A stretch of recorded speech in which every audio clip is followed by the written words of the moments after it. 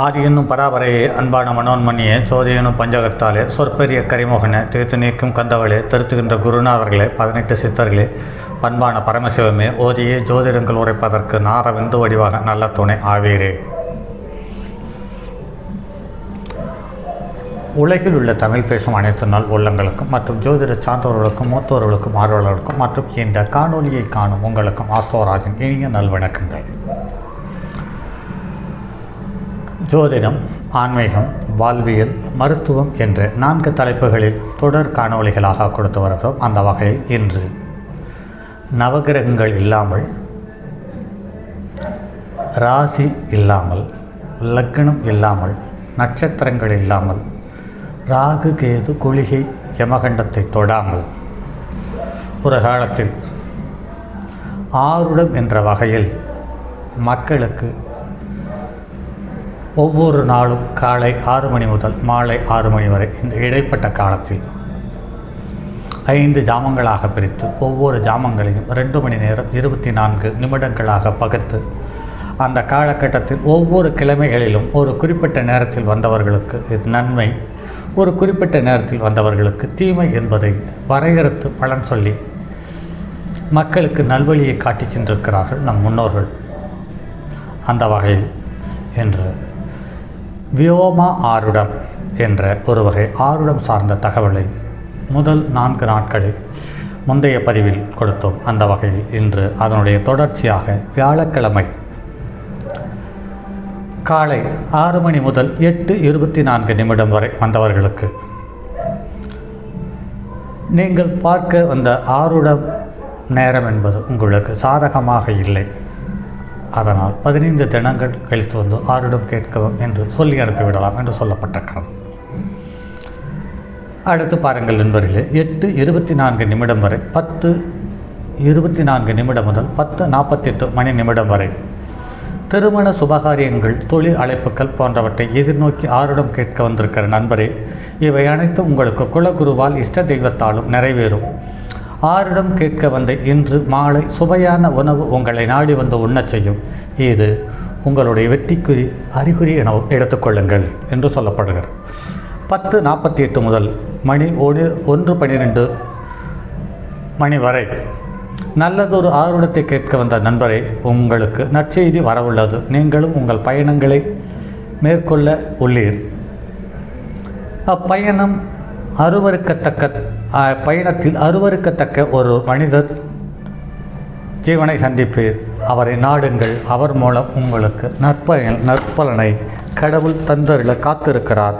அவர் உங்களை தவிர்க்கவும் வாய்ப்பு இருக்கிறது. தவிர்த்தாலும் அவர்களிடம் நெருங்கி செல்லுங்கள், பொருட்படுத்தாதீர்கள். அவரை நெருங்கி நல்லாசி பெற முயலுங்கள். அவருடைய நல்லாசி இன்று உங்களுக்கு ஒரு ஒளிமயமான எதிர்காலத்தை தரவல்லது என்று சொல்லியிருக்கிறார். அடுத்து 1:12 முதல் 3:36 மணி வரை உங்கள் ஆருட நேரம் பெரிய அதிகாரிகள், உயர்ந்த அந்தஸ்தை பெற்றோர், பெரும் செல்வாக்கு மிகுந்தோர் ஆகியோரின் ஆதரவையும் அரவணைப்பையும் தரும் அற்புதமான காலத்தை சுட்டி காட்டுகிறது. நீங்கள் கேட்கும் பதவி உயர்வு, இடமாற்றம் மற்றும் கடன் உதவிகள் கிடைக்கப்பெறும். உங்கள் வாழ்க்கை உயர்வு பெறும். அவ்வுயர்வுக்கு வழிவகுத்த வல்லவை கணபதியை நாடுங்கள். வாழ்க்கை வளம் பெறும். 3:36 மணி முதல் 6 மணி வரை, அதாவது மாலை சூரிய அஸ்தமனம் வரை அன்பரிடம் நல்லாசி பெற்று ஆறுபடை நாயகன் முருகனை பணிந்து வணங்கி அபிஷேகத்தை ஆராதனை செய்து பிறகு வந்து ஆருடம் கேளுங்கள். இப்போது இருக்கிற இந்த நாளிகை நேரம் உங்களுக்கு சாதகமாக இல்லை என்று சொல்லி அனுப்பிவிடுங்கள். வெள்ளிக்கிழமை காலை 6 மணி முதல் 8:24 நிமிடம் வரை ஆருடம் கேட்க வந்த நபரிடம் உங்கள் இருக்கும் இடத்திற்கு அருகாமையில் உள்ள சன்னதிக்கு சென்று தீப ஆராதனை காட்டி தேங்காய் பழம் விபூதி பிரசாதத்துடன் தெய்வத்தை வணங்கி ஆருடம் கேட்க வாருங்கள் என்று சொல்லி அனுப்பிவிடலாம். 8:24 மணி முதல் 10:48 மணி வரை இந்த நேரத்தில் உங்களுக்கு சொல்லும் ஆருடம் அனைத்திற்கும் ஈர்ப்பு சக்தி இல்லை. ஆகவே பெரிதொரு காலம் வந்து பாருங்கள் என்று சொல்லிவிடுங்கள். 10:48 மணி முதல் 1:12 PM வரை உங்கள் ஆருட நேரம் உங்களுக்கு சாதகமான பலன்களையே தரவுள்ளது. விருந்து, உபச்சாரம், புறவஸ்திர லாபம், சுபகாரியங்கள் கேளிக்கை கொண்டாட்டம் வந்திடும். அக்காலத்தில் பெண்களிடையே விரோதம் மனக்கசப்பு வராமல் பார்த்து கொள்ளுங்கள். பெண்கள் துர்ஸ்தாபம் உங்களை நாடி வந்துள்ளது என்பதை எச்சரிக்கையாக கையாளுங்கள். 1:12 முதல் 3:36 மணி வரை உங்களை நாடி வரும் பயணம் மேற்கொள்ள தயாராக இருங்கள். தூரதேச பயணம், இடம் விட்டு இடம் பெயர்தல், பல நண்பர்களை சந்தித்ததில் அனைத்திற்கும் நன்மை தரும் காலம், பயன்படுத்தி கொள்ளுங்கள் என்று சொல்லி அனுப்புங்களாம்.